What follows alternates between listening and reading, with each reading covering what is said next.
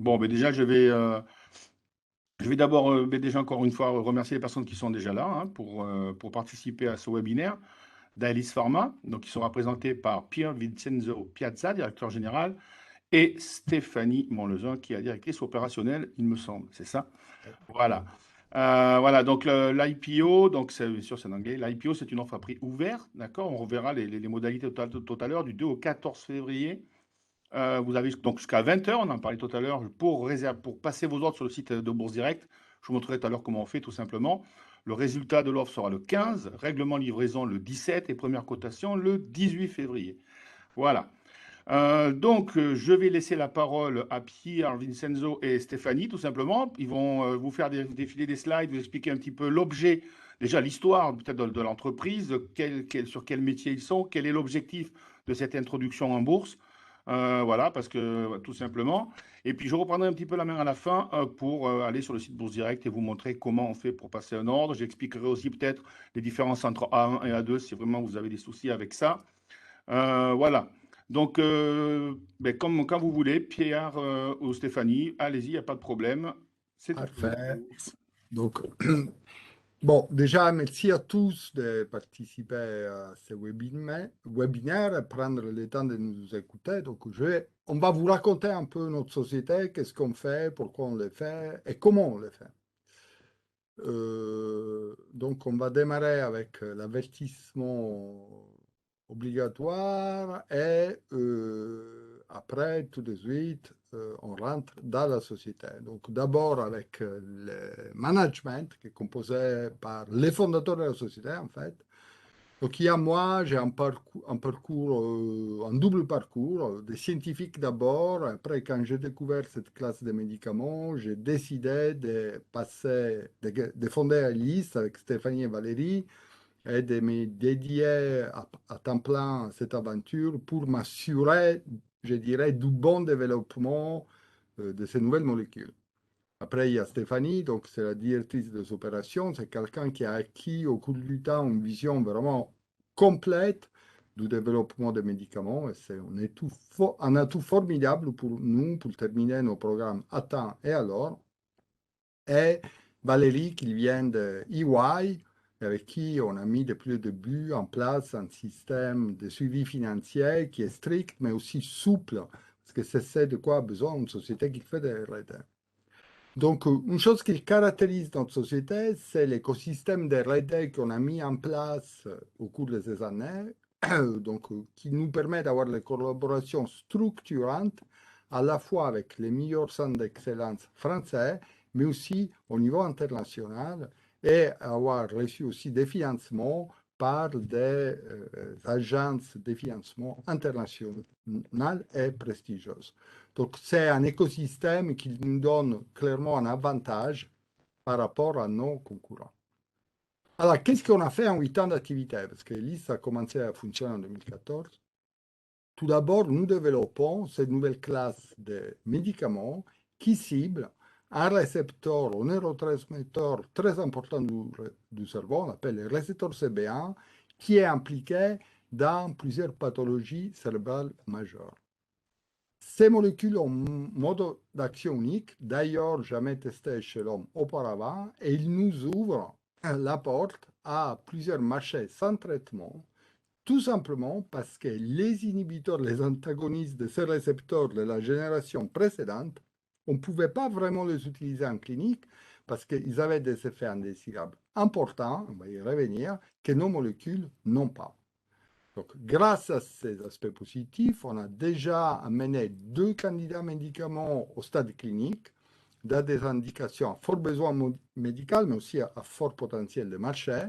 La F117 qui cible les effets néfastes de l'usage excessif de cannabis et qui va rentrer dans une grosse phase 2B, c'est les phases, disons, avancées dans le développement clinique.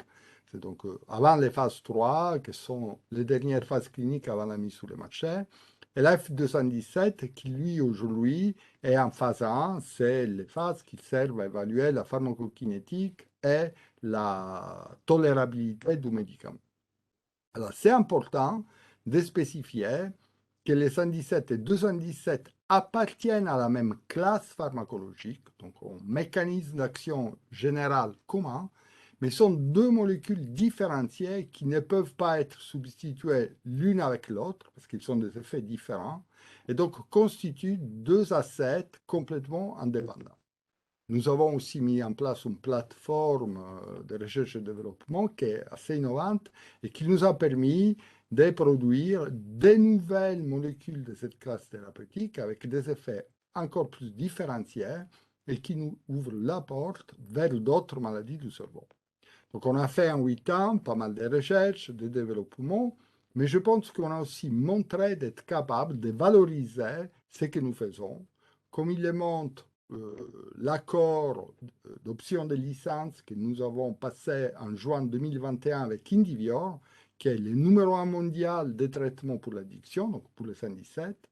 Ils sont déjà payés 30 millions de dollars, je vais spécifier un peu plus cet accord tout à l'heure, mais nous avons aussi obtenu 25 millions d'euros de subventions et d'autres financements non dilutifs, et notamment par l'Institut de la santé américain, l'NIH, et ça pour une biotech française, c'est vraiment très rare de pouvoir avoir accès à ce type de financement, et aussi par le programme Horizon 2020, que c'est aussi quelque chose d'assez difficile. C'est des agences très sélectives et que je pense fournissent une bonne validation de la science que nous développons. Alors, la raison pour laquelle on a pu faire tout ça, c'est qu'en fait, notre classe de médicaments permet de proposer un changement de paradigme en pharmacologie. Alors, pour comprendre le comment du pourquoi, il faut avoir une vision un peu large des maladies du cerveau. Elles sont dues fondamentalement à deux phénomènes opposés. Soit votre cerveau ne fait pas assez de ce qu'il devrait faire, donc il faut augmenter l'activité de certains systèmes neuronaux pour les ramener à la normale. Soit votre cerveau il en fait trop, beaucoup trop, il est hyperactif, et donc il faut en baisser l'activité pour revenir à la physiologie, à la normalité. Alors si nous regardons qu'est-ce qu'il existe, on se rend compte que dans les cas où le cerveau il est hypoactif, nous avons à disposition un bon nombre de classes pharmacologiques. Tous ces médicaments différents, en fait, ils copient des mécanismes naturels que le cerveau utilise pour régler son activité, et donc sont à la fin assez bien tolérés, et ils offrent des approches thérapeutiques pour plusieurs maladies du cerveau, le Parkinson, ou la dépression, l'anxiété ou encore l'épilepsie. La situation est beaucoup plus compliquée si on veut s'attaquer à un état d'hyperactivité du cerveau. Parce que dans ces cas, nous avons à disposition aujourd'hui fondamentalement une seule classe pharmacologique, c'est des molécules qu'on appelle les antagonistes. Alors, ces molécules ont un mécanisme d'action artificiel, tout simplement parce que le cerveau ne produit pas d'antagonistes et la biologie en général ne les utilise pas. C'est une invention humaine. Alors, ces molécules ont la mauvaise habitude de ne pas ramener le cerveau à la normalité, mais provoquer une hypoactivité du cerveau, donc ils sont beaucoup d'effets indésirables, et sauf des cas exceptionnels comme la schizophrénie, par exemple, on ne peut pas les utiliser en thérapeutique. Et donc, cette diapositive montre que la vraie opportunité, une grosse opportunité, c'est d'apprendre à comment aller d'un système neuronal hyperactif à un système neuronal normal. Et donc, c'est cette opportunité que nous proposons à nos investisseurs de cueillir avec nous, parce qu'à Elis, on a trouvé comment résoudre au moins en partie ces problèmes. Donc, comment on a fait? Tout démarre avec la découverte par mon groupe de recherche du premier mécanisme. D'ailleurs, c'est pour ça que cette découverte a été publiée dans Science, que c'est un des journaux scientifiques les plus prestigieux, du premier mécanisme à travers lequel le cerveau lui-même s'oppose à un état d'hyperactivité d'un récepteur spécifique, le récepteur CB1. Et ce mécanisme de défense naturelle est médié par une hormone stéroïde qu'on appelle la prégnénolone. Donc, quand on l'a découvert, on était super content parce que ça ouvrait bien sûr des perspectives thérapeutiques importantes. Le seul problème, c'est que la prégnénolone, on ne peut pas en faire un médicament. Pourquoi? Pour trois raisons principales. Elle est très mal absorbée par la voie orale, donc c'est très difficile d'administrer. Elle est très vite dégradée, elle a une durée de vie dans l'organisme très courte, donc il faudrait prendre des pilules tous les heures. Et troisième raison, peut-être la plus importante, elle est transformée rapidement dans d'autres stéroïdes, comme la progestérone ou la testostérone, qui, eux, ont des effets indésirables très importants. Donc, à ELIS, ce que nous avons fait, nous avons pris la molécule de prégnénolone, nous l'avons modifiée chimiquement en faisant ce qu'on appelle des nouvelles entités chimiques, à savoir des molécules originales, qui gardent les bons effets de la prégnénolone, mais qui sont cette fois des très bons composés pharmacologiques et pharmaceutiques. Donc, on peut les utiliser comme médicaments. Donc, cette nouvelle classe que nous avons appelée CB1 SSI, je vais vous expliquer tout à l'heure pourquoi, sont en fait les premiers inhibiteurs qui tout simplement copient un mécanisme naturel du cerveau. Et pour cette raison, ils sont bien tolérés et ils nous offrent plusieurs options thérapeutiques, cette fois viables. Alors, comment ils font ça? Ici, il y a un cartoon, c'était aussi un peu représenté dans notre page d'accueil. Si vous voyez le récepteur CB1, qui est hyperactivé par les molécules qui stimulent normalement. Là, le récepteur est positionné dans la membrane d'un neurone. Quand il est hyperstimulé, il va provoquer une augmentation, ici en rouge, du signal que le récepteur envoie à l'intérieur du neurone. Et cette hyperactivité des signalisations détermine l'état pathologique.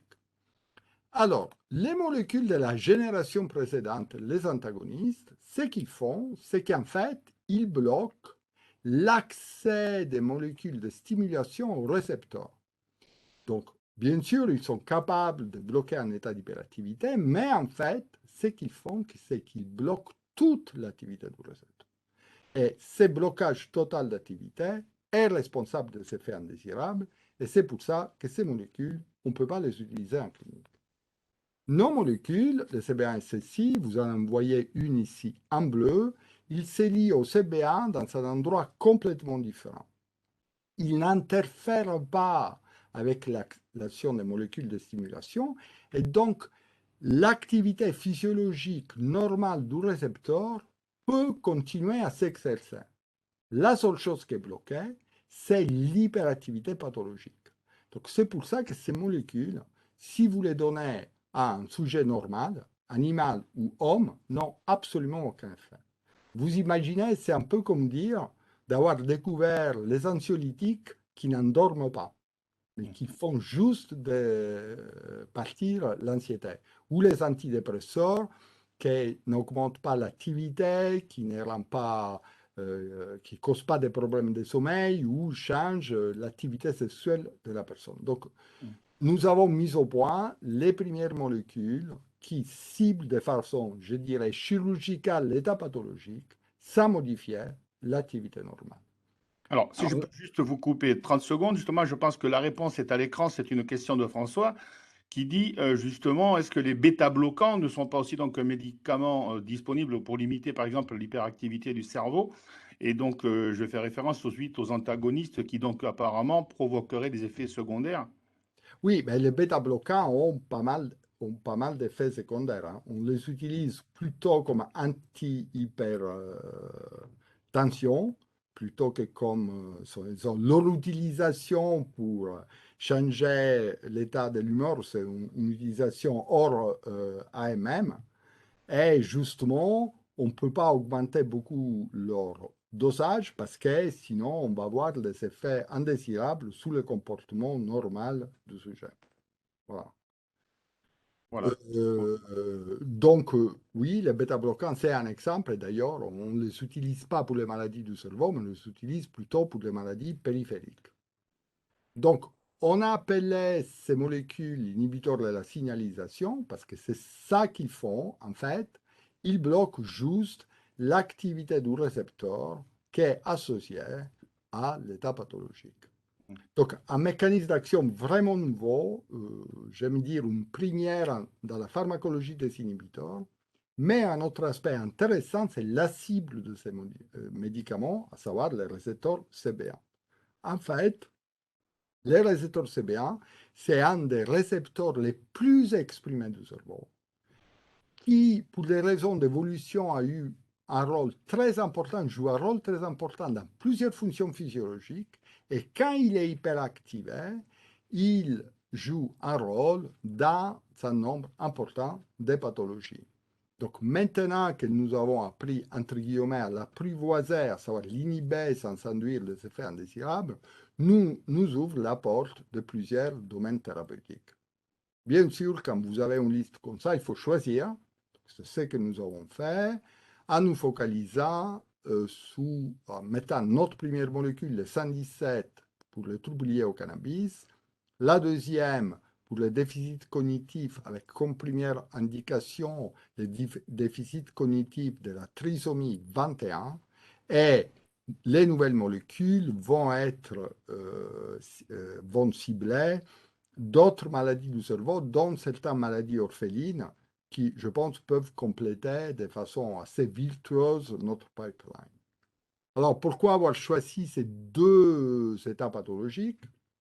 D'abord parce qu'il y a un rationnel très fort.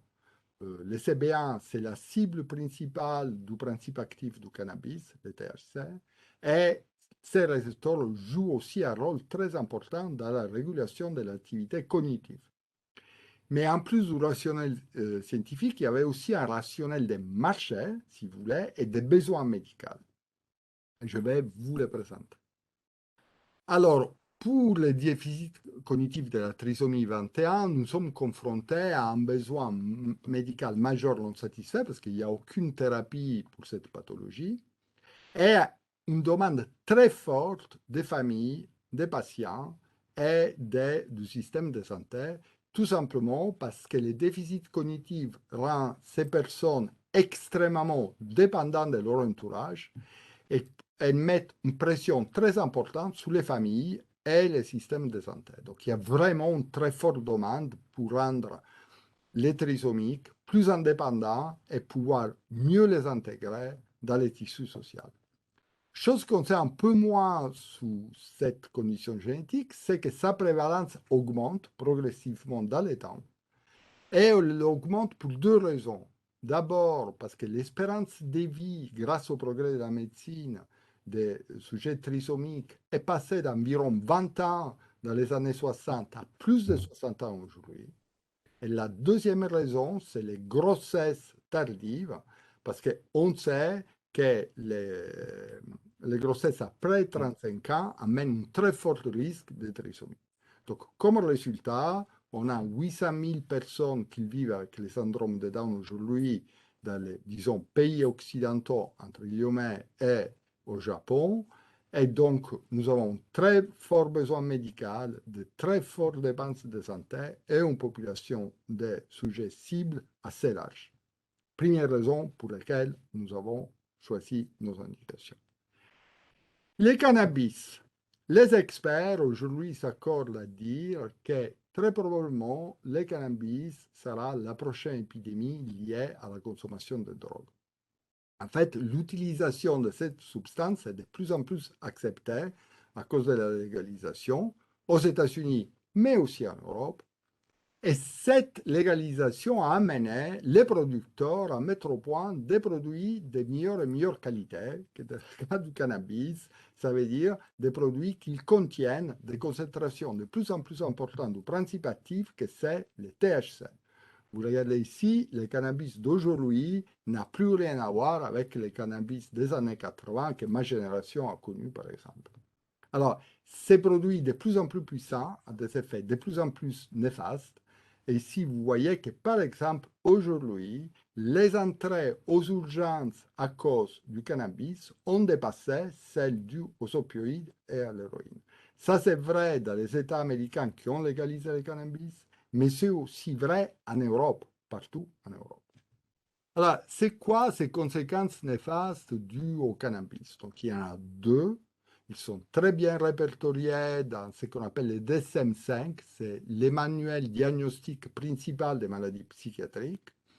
Vous avez l'addiction au cannabis. Aujourd'hui, il y a 7,2 millions de personnes qui ont reçu en Europe et aux États-Unis une diagnostic d'addiction au cannabis. Il ne s'agit pas des consommateurs ni des consommateurs excessifs, c'est les addicts. Après, les toxicités dues au cannabis qui vont vous amener aux urgences, dont la psychose provoquée par le cannabis est la principale. Alors, la prévalence de ces états pathologiques augmente de façon quasi exponentielle. Par exemple, aux États-Unis, entre 2011 et 2014, les entrées aux urgences ont doublé. Les données plus récentes, on les a des États qui ont légalisé le cannabis. Et vous pouvez voir ici l'effet de la légalisation. Par exemple, en Californie, ça a provoqué une augmentation mais énorme du nombre d'entrées aux urgences. Aussi une augmentation quasi exponentielle, c'est celle des utilisateurs quotidiens ou quasi quotidiens. En fonction de comment vous regardez les statistiques, aux États-Unis, sont entre 10 et 14 millions. Et 40 ou 50% de ces personnes vont développer une addiction au cannabis. Alors, beaucoup de monde qui utilise cette drogue de façon excessive nous a donné la possibilité de comprendre mieux ses effets négatifs au niveau social, avec abandon scolaire et chômage, par exemple, mais aussi au niveau du fonctionnement du cerveau. Par exemple, je ne sais pas si vous savez que si on commence à fumer du cannabis de façon régulière pendant l'adolescence, on peut aller à l'âge adulte jusqu'à perdre 8 points de QI. C'est vraiment une perte cognitive très importante. Et très récemment, il y a eu des articles qui ont montré un dommage cérébral associé avec cette perte cognitive. Donc, une population de patients absolument considérable, des maladies dont la prévalence augmente et des effets néfastes qui viennent de mieux en mieux connus. Je pense que c'est ces faisceaux d'évidence qui ont fait en sorte qu'Indivior, c'est le numéro un mondial de traitement pour l'addiction, spécialisé aujourd'hui dans le traitement pour les opioïdes, nous propose de faire cet accord. Donc, c'est une option de licence qu'ils vont pouvoir exercer après la phase de B, donc cette grosse phase clinique qu'on doit démarrer bientôt.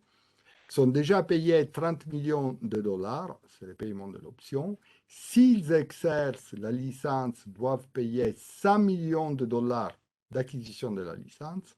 Après, ils prendront en charge tous les frais de développement. Il y a 340 millions supplémentaires de franchissements d'étapes, de paiement de franchissement d'étapes, et des redevances sous les ventes nettes qui sont entre 12 et 20%, et nous les estimons en fonction des ventes du 117 entre 16 et 18%. Donc, c'est des redevances sur les ventes très élevées. Alors, c'est un accord qui est, du point de vue financier, c'est un bon accord, même je dis un très bon accord, mais nous l'avons fait aussi pour deux raisons supplémentaires. La première, c'est qu'on a pu mettre ensemble ce que j'appelle la Dream Team pour développer ces médicaments entre eux et nous.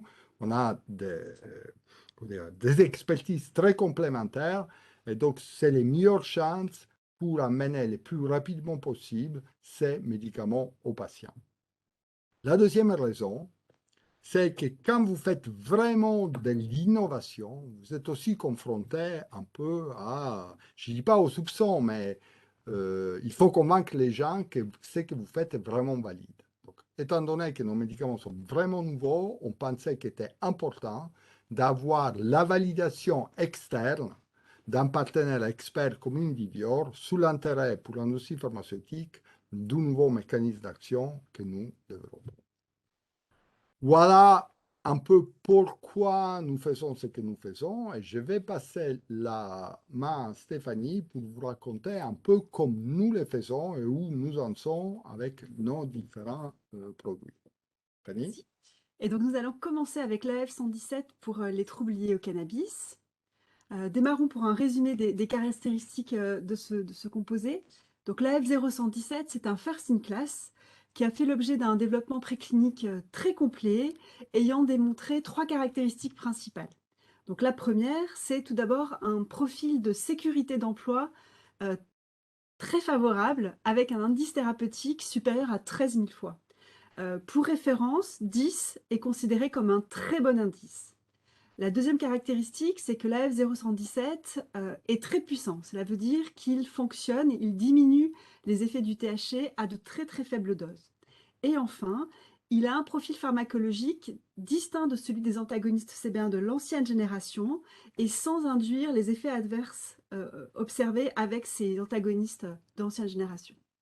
Et c'est donc tout ce package préclinique qui lui a permis d'obtenir une autorisation d'administration à l'homme, donc un IND auprès de la FDA, et également une subvention très significative de l'Institut national de la santé américain, qui a participé pour partie au financement des études de phase 1 chez les volontaires sains et à une étude de phase 2A, preuve d'efficacité chez des toxicomanes au cannabis.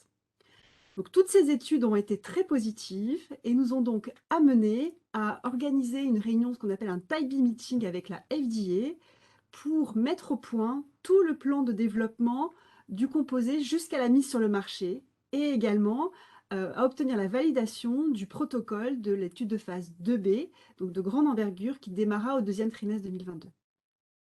Le développement pharmaceutique de ce composé est très avancé. Cela veut dire que la formulation est déjà finale, commercialisable et a un très faible coût de production. C'est donc un dérisquage majeur du projet qui est déjà réalisé en amont. Maintenant, quelques résultats de l'étude 2A. Donc, cette étude a été réalisée à Columbia par le professeur Meg Hani, la référence de l'évaluation précoce des traitements contre l'addiction au cannabis. Et cette étude nous a permis de démontrer que l'AF117 permet de diminuer les effets du cannabis sur le cerveau. Et plus spécifiquement, tout d'abord avec une diminution des effets subjectifs du cannabis, démontrée par une diminution de la perception de la puissance, de l'intensité du cannabis, et également une diminution des effets positifs du cannabis.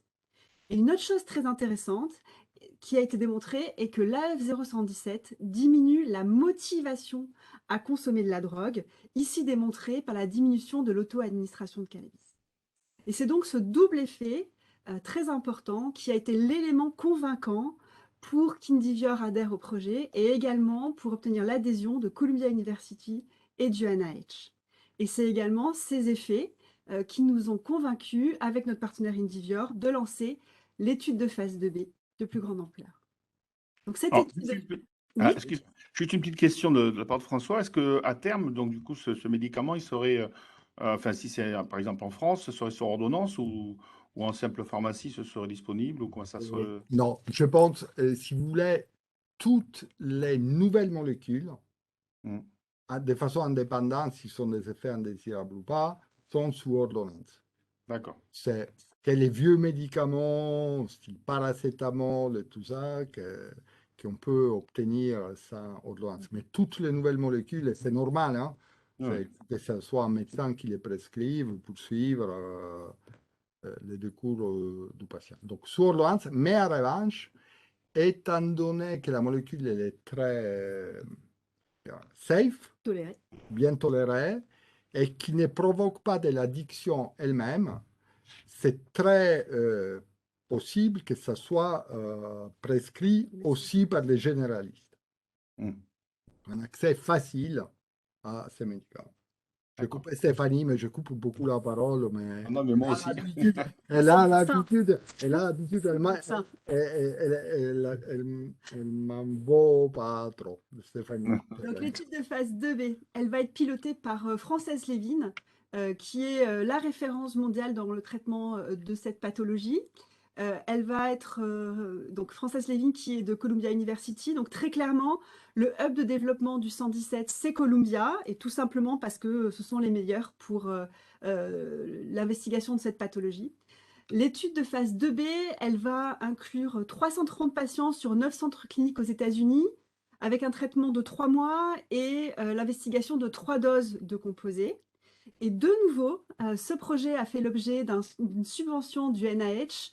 Donc, outre l'aspect financier majeur, c'est surtout le fait que le développer un traitement pour l'addiction au cannabis est une volonté stratégique majeure du gouvernement fédéral américain, qui est ici démontrée, et qui démontre qu'ils croient très fort dans le projet et qu'ils n'ont pas non plus de possibilité de traitement sur leur territoire.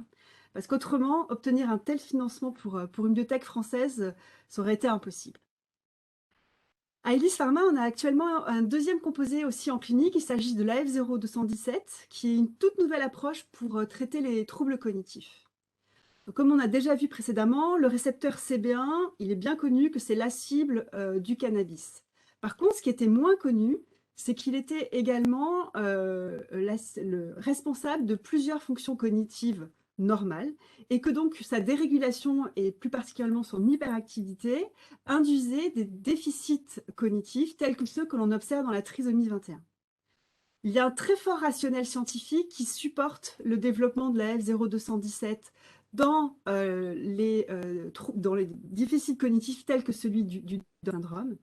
Et à l'origine de ce projet, on a été face à un problème qui était qu'il n'existait pas de modèle préclinique nous permettant de faire une preuve de concept préclinique valide de l'efficacité de notre composé. Et donc, pour résoudre ça, pour résoudre ce problème, nous avons développé un test ad hoc qui s'appelle le Bordeaux Maze, parce que nous sommes à Bordeaux.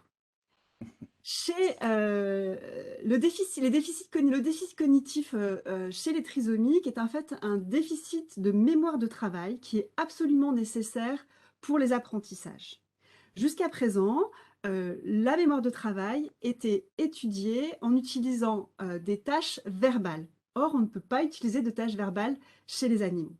Donc, ce que nous avons fait, c'est que nous avons développé un test de mémoire de travail non verbal en utilisant un labyrinthe virtuel chez l'homme et un labyrinthe réel chez la souris. Et ce test nous a permis de détecter le même déficit de mémoire de travail chez les sujets trisomiques et chez les souris trisomiques. Le Bordeaux Maze, c'est aujourd'hui le seul test translationnel validé permettant de cibler le déficit de la mémoire de travail dans le Down syndrome. Et donc, il nous a permis de démontrer l'efficacité de la molécule. Comme vous voyez ici, au centre, vous avez la performance de souris trisomiques avec en rouge une très mauvaise performance. Lorsque les souris sont traitées avec l'AF0217, le rouge disparaît et le pattern de performance s'apparente à celui observé avec les souris témoins. Donc en conclusion, les souris trisomiques qui n'arrivaient pas à faire la tâche, lorsqu'elles sont traitées avec l'AF0217, sont capables de réaliser les tâches de la même façon que des souris contrôle. Notre conviction dans la potentialité de ce composé a également été renforcée par l'observation que l'AF0217 est également capable de supprimer des déficits cognitifs dans d'autres modèles de type de troubles cognitifs, toujours associés avec l'hyperactivité du récepteur CB1.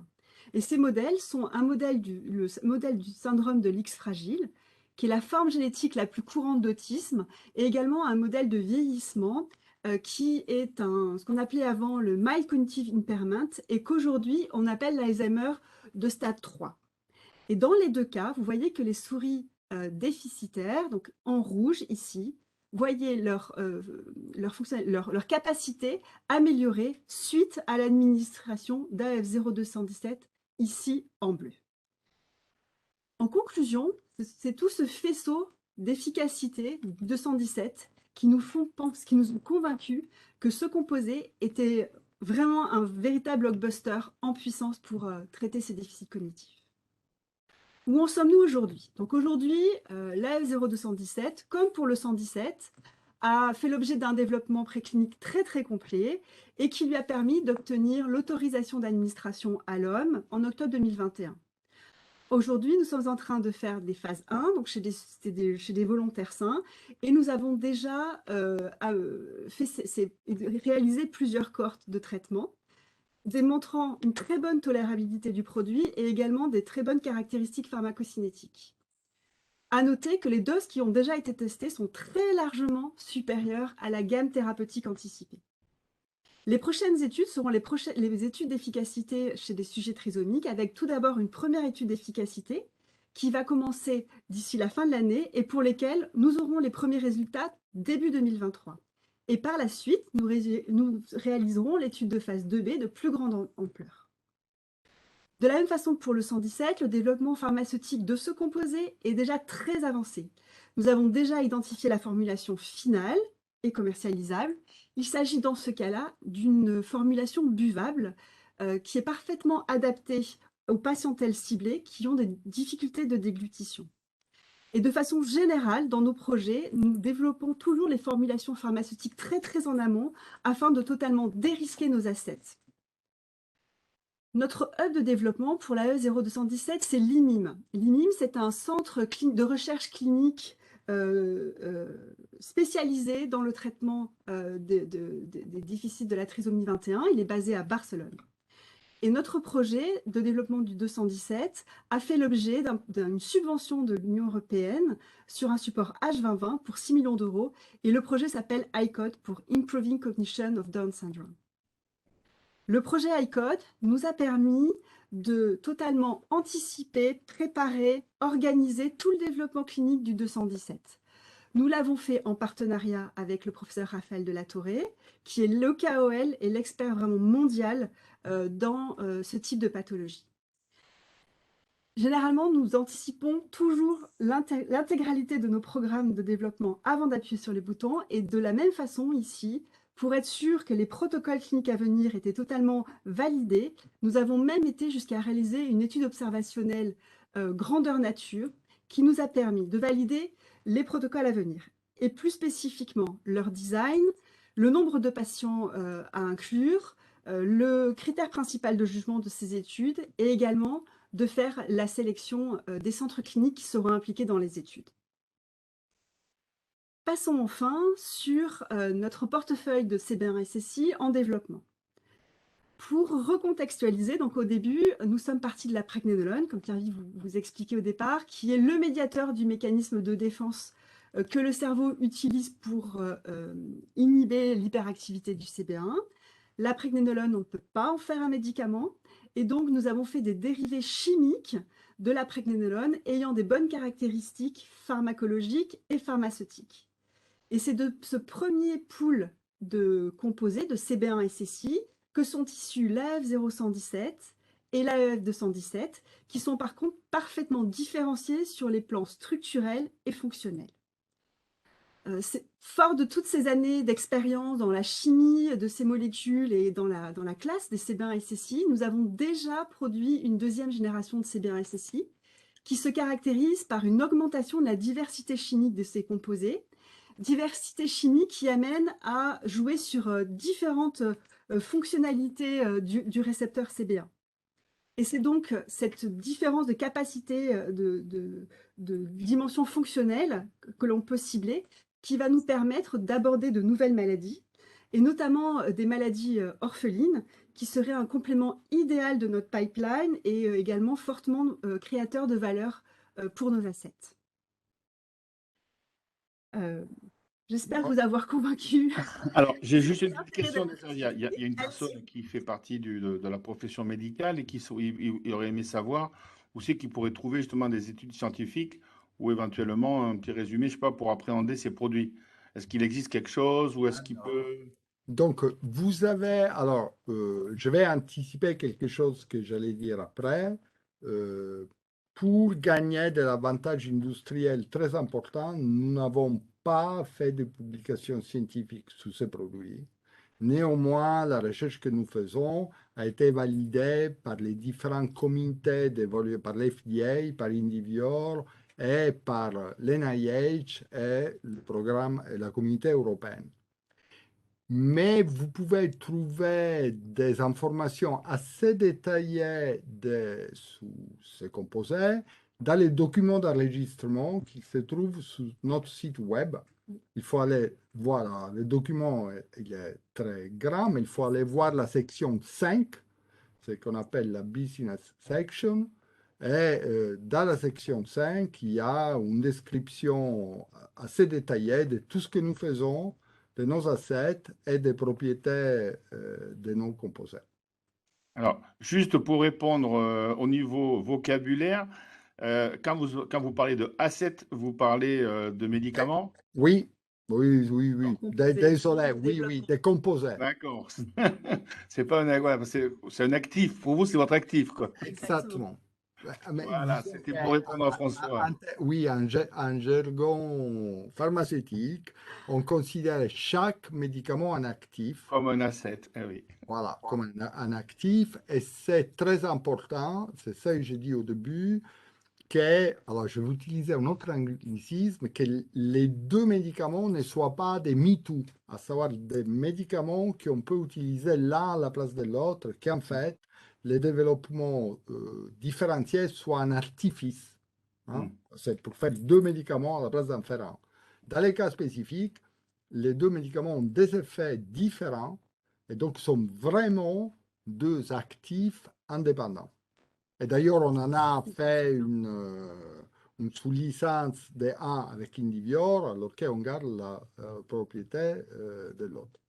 D'accord. Voilà. Est-ce qu'il y a une demande à AMM qui est en cours? Et si oui, dans quel pays? Oh, alors, donc, ce n'est pas des demandes AMM, c'est des dossiers qui vont amener à la demande AMM. Si vous voulez, dans la vie de développement d'un médicament, alors, le système est très différent entre la FDA aux États-Unis et l'Europe.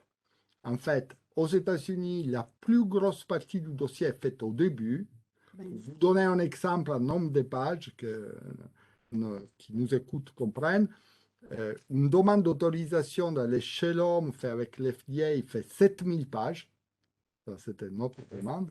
Et fait dans un pays européen, fait 350 pages.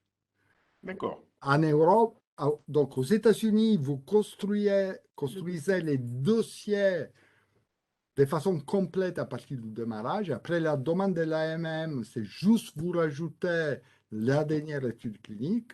En revanche, en Europe, la plus grosse partie du dossier, il se constitue à la fin. Mais à la fin, les deux dossiers sont pratiquement identiques. C'est C'est juste, juste la procédure qui est différente. c'est juste la procédure. Donc, les deux composés ont démarré les phases réglementaires. Le 117, c'est un dossier pour l'instant FDA, donc c'est un IND. On en est à des milliers et des milliers de pages de dossiers. Les 217, c'est un dossier aujourd'hui de l'agence médicale espagnole, l'AEMF, parce que les phases 1 sont faites en Espagne. Voilà. Alors, il y a Hélène qui est arrivée un petit peu en cours de webinaire, mais je pense que je connais la réponse. Mais bon, est-ce que le médicament, du coup, pourra être un jour utilisé contre Alzheimer, entre autres? Alors, nous sommes en train d'évaluer. Donc, si vous voulez, je passe la diapositive d'après qui donne une vision générale de notre pipeline, mais il me permet de répondre à cette question. D'accord. Donc, pourquoi nous levons de l'argent? C'est Oui. justement, d'abord, pour accélérer le développement de tous nos composés, mais surtout pour les rendre prêts à rentrer en phase 3. En fait, souvent, les biotech, ce qu'ils ne disent pas, c'est qu'après les phases 2B, si vous n'avez pas fait en parallèle toute une série de, justement, développements réglementaires, il faut 2 ans, 2 ans et demi, voire 3 ans avant de pouvoir démarrer la dernière phase clinique. Nous anticipons ça, vous l'avez vu, on est des grands anticipateurs. Et donc, une des raisons, c'est accélérer ce développement. La deuxième raison, et d'ailleurs l'utilisation de l'argent va être surtout sur le 217, c'est d'élargir les indications de ce composé. Une de nos cibles, que nous sommes en train d'évaluer aujourd'hui, c'est justement l'Alzheimer de stade 3, donc c'est l'Alzheimer initial. Alors, très honnêtement, aujourd'hui, on n'a pas des évidences qui nous font penser qu'on peut changer les cours de la maladie. Mais on a des évidences qui nous font penser qu'on peut être un traitement symptomatique qui va rallonger la capacité du patient de fonctionner normalement. Un peu comme on fait pour les Parkinson, si vous voulez. Les Parkinson, on n'a pas des traitements qui modifient les cours de la maladie, mais on a des traitements qui rallongent la capacité de fonctionner normalement pour les patients. Et c'est une indication intéressante parce que tous les médicaments qui avaient une AMM, une autorisation de mise sur le marché, dans cette indication précise, ça, les traitements symptomatiques ont tous perdu leur AMM parce qu'à la fin, ils se sont révélés peu efficaces. Donc, il y a à la fois un fort besoin médical et il y a aussi un développement qui n'est pas long, qui n'est pas compliqué et sans beaucoup de concurrence. Hmm. Et alors, du coup, est-ce que vous pensez que les produits seront vendus en France, du coup? Et est-ce que ce sera sous les noms que vous avez dit, ou il y aura ou d'autres noms, ou ce Non. sera sous AEF Alors, là, on en est au nom. Alors, là, là, on en est au nom. donc, ça, c'est les noms sociétés. Donc, les composés, les nouvelles molécules ont en fait des noms qui évoluent dans le temps. D'abord, vous avez les noms sociétés, qui c'est normalement des numéros. Donc, Hmm, ARF, c'est Alice Pharma hmm, 00117. Après, une fois, donc la F117 va y passer, vous faites une demande pour avoir un nom pharmacologique. Un nom pharmacologique qui est un nom pour les spécialistes, si vous voulez. Hein. Et après, vous avez les noms commerciaux. Et donc, hmm. le nom commercial, c'est en général la personne qui vend les composés, qui va les choisir. Hmm. Donc, non, ça ne va pas rester à Non. F117, mais on ne peut pas vous dire quel va être les noms commerciaux ni les noms Ah oui, scientifiques. Parce que ces d'accord. composés, ils ne le sont pas encore. Ok. Et est-ce que du coup, ça pourrait aussi soigner, entre guillemets, ou atténuer les effets des gens qui sont bipolaires? Alors, donc, on ne va pas tout soigner, parce que si vous avez un composé qui soigne absolument tout, ben, il faut se méfier un petit peu. Donc, non, je ne pense pas les bipolaires, mais en revanche, notre troisième groupe de molécules, on est en train de les cibler pour une famille, je dirais, des maladies du comportement, dont la TDAH, les troubles de déficit attentionnel et d'hyperactivité, est la maladie principale. Et après, à ces mêmes groupes appartiennent les maladies orphelines. Donc, c'est plutôt là notre Hmm. prochaine étape, c'est dans ces groupes de maladies, pas tellement dans la bipolarité. Voilà, Voilà. c'était pour répondre à Jérôme, qui vous remercie. Voilà. OK. Alors, une autre chose que je voulais dire à notre auditoire, c'est qu'en fait, Elis a une particularité comme société de biotech, c'est celle d'élever de l'argent, pas pour financer son cash burn, pour financer Hmm. Son cours comme de vie normal. concours de vie normal, parce que nous, aujourd'hui, nous avons une position financière assez confortable. Nous pouvons aller jusqu'à 2024 et en faisant les parties principales de notre programme de développement. La raison pour laquelle nous levons de l'argent, c'est pour une fois pour aller plus vite, plus haut, plus fort, parce que nous croyons vraiment que cette classe de médicaments, qui quand même a été découverte en France, c'est une première, ça fait 30 ans qu'on ne découvre pas vraiment un nouveau mécanisme d'action, d'agir sur le cerveau, est plein de promesses. Et donc, avec cet argent supplémentaire, on peut vraiment créer plus de valeur, accélérer le développement et asseoir notre position qui existe déjà aujourd'hui de leader mondial dans les traitements des maladies du cerveau reliées au récepteur CB1. Une autre chose intéressante de notre société, c'est son équipe. Nous avons une équipe interne très solide qui a déjà fait ses preuves, très bien organisée, de bonne taille. Un conseil scientifique qui est constitué par les principaux experts dans les domaines dans lesquels nous travaillons.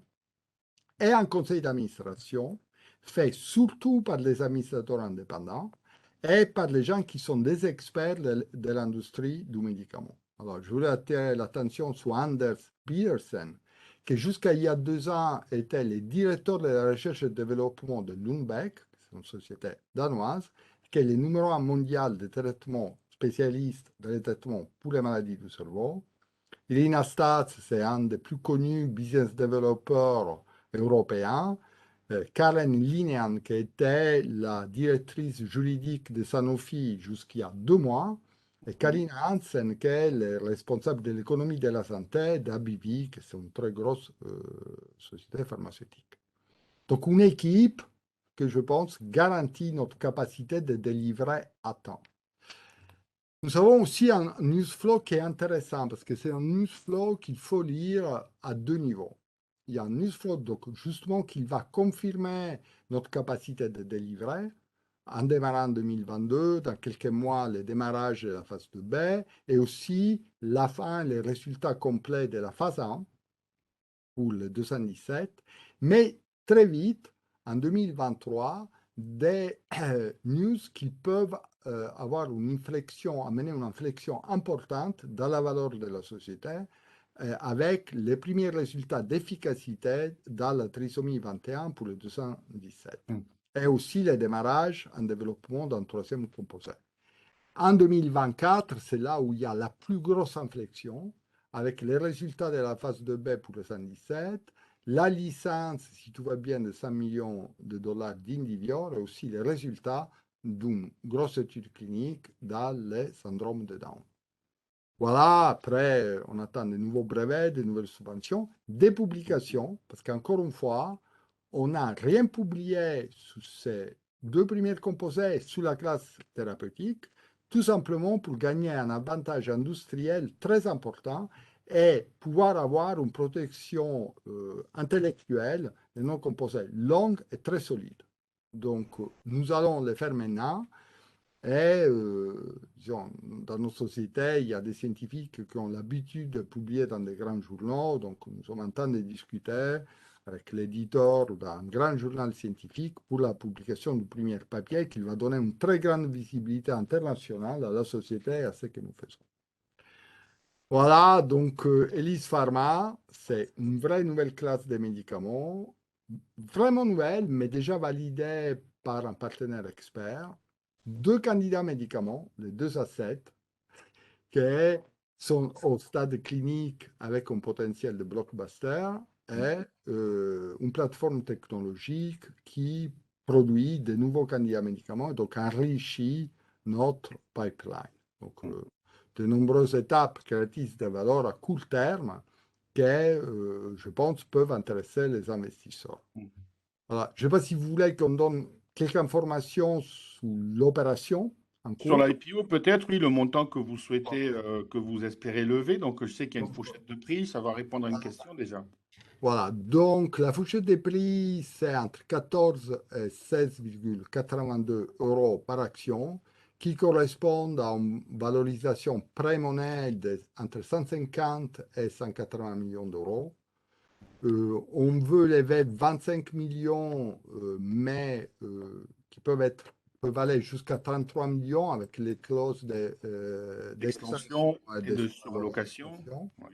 On a déjà on a démarré l'IPO avec 16,5 millions de souscriptions, donc 5,5 viennent de nos actionnaires historiques, qui sont la BPI et des fonds régionaux et aussi la région Aquitaine elle-même, au capital. Ben oui. Après, il y a 11 millions qui viennent, 9,8 millions d'euros qui viennent d'Indivior. En fait, c'est 9,8 parce que c'était 11 millions de dollars, donc Oui, ouais. les taux d'échange. Et 1,2 million qui viennent un investisseur. TNC Finance. Ouais. Voilà, exactement. Alors, je voulais préciser que ces 9,8 millions d'euros d'Indivior n'ont rien à voir avec les deals qu'on a fait avant. Avant, oui. C'est en plus. Et c'est juste parce qu'eux, ils croient beaucoup dans la technologie que nous faisons et ils nous ont proposé de nous accompagner et de renforcer la société. Les engagements de conservation, c'est classique, 6 mois pour la société et 12 mois pour tout le monde. Tous les actionnaires de la société ont signé un accord de 12 mois, le management bien sûr, et aussi Indivior. Et après, l'utilisation des fonds, on a un peu parlé, c'est surtout pour le 217, pour développer de nouvelles molécules et accélérer le développement du 117. Donc, les calendriers, donc on a démarré les deux de l'offre à prix ouvert. Donc, la souscription pour les particuliers, Ça se clôture le 14 à 20 heures par Internet. Et après, le 15, on va fixer les prix. Prix. Les règlements de livraison ils se font entre les 15 et les 17 et les 18, si tout va bien, c'est les premiers jours Première de cotation. cotation sous Euronext, la cloche. Compartiment B. Voilà. Ah oui, oui, j'oubliais, oui, oui, compartiment B. C'est le marché officiel de la Bourse de Paris, ça fait partie de l'Eurolist. Exact. Voilà, donc le compartiment B, ah oui, c'est quand même une grosse capitalisation, c'est important.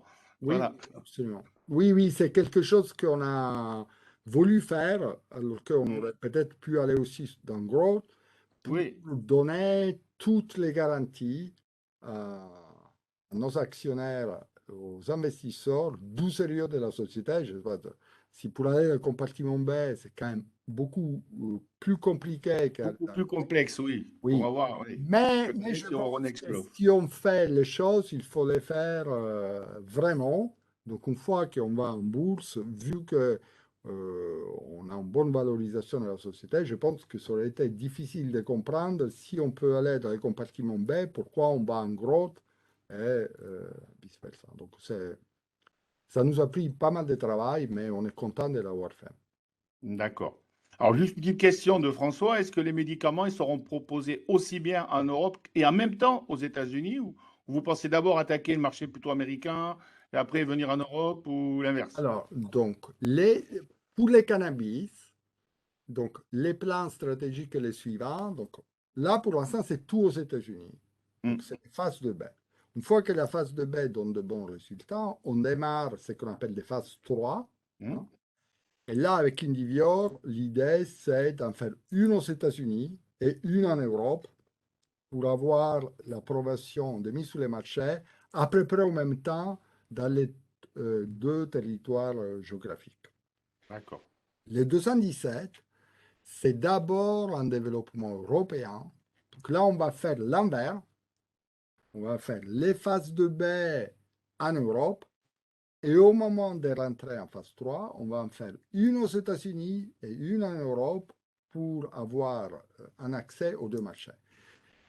C'est important juste de dire que nous, on n'est pas une grosse société, hein, on est une biotech. Nous sommes une société qui a vraiment une empreinte internationale et qui a surtout acquis une expérience avec à la fois les régulateurs américains et européens, chose qui nous permet d'avoir ces plans de développement dans deux continents différents, mais avec l'idée de gagner l'accès au marché à peu près en parallèle aux Hmm, États-Unis et en Europe.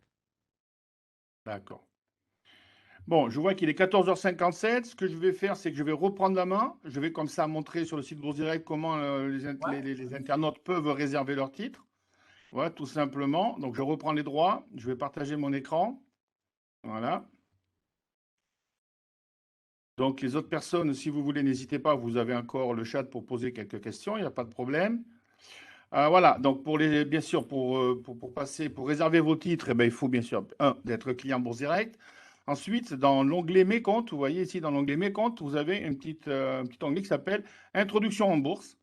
Et quand vous cliquez dessus, ben, vous arrivez directement sur Alice Pharma. Donc, bien sûr, ça relate un petit peu toutes les différentes caractéristiques de l'IPO. Donc, offre à prix ouvert, hein, donc ce n'est pas une offre à prix ferme, c'est une offre à prix ouvert. Donc, c'est pour ça que d'ailleurs qu'il y a une petite fourchette indicative, on va dire, de cours, donc entre 14,02 et 16,82. Vous avez jusqu'au 14 février, jusqu'à 20 heures pour placer votre ordre, pour réserver, d'accord? Voilà. La date de l'opération, donc c'est les résultats, en fait, entre guillemets, de l'IPO, ce sera le 15. Règlement livraison le 17, première cotation le 18. Alors, c'est une action qui va coter au compartiment B, donc de l'Eurolist, qui est éligible au PEA et au PEA PME. Alors attention, bien sûr, c'est du cash. Il faut bien sûr avoir l'argent, le montant nécessaire sur son compte. Et on prendra bien sûr le prix donc 16,82 comme prix de référence. D'accord? Alors, juste pour les gens qui n'ont pas participé aux autres interventions, il y a deux types d'ordres en fait, mais ça, c'est Bourse Direct qui va faire le dispatching, hein, parce que qu'on veuille 200 titres, qu'on veuille 2000 titres, qu'on veuille 20 000 titres, afin que personne ne soit lésé. Il y a ce qu'on appelle les ordres prioritaires, qu'on appelle A1, entre 1 et 150 titres. Et au-delà, donc 151, 152, 200, 300, ce sera en A2. Et c'est bien évidemment, il y a une forte demande, mais dans ces cas-là, ces A2 pourraient être réduits, même à 0%, pour servir en priorité les A1. Voilà, tout ça afin que personne ne soit lésé. Donc, oui, ça, c'est Bourse Direct qui fera tout simplement le dispatching pour vous. D'accord?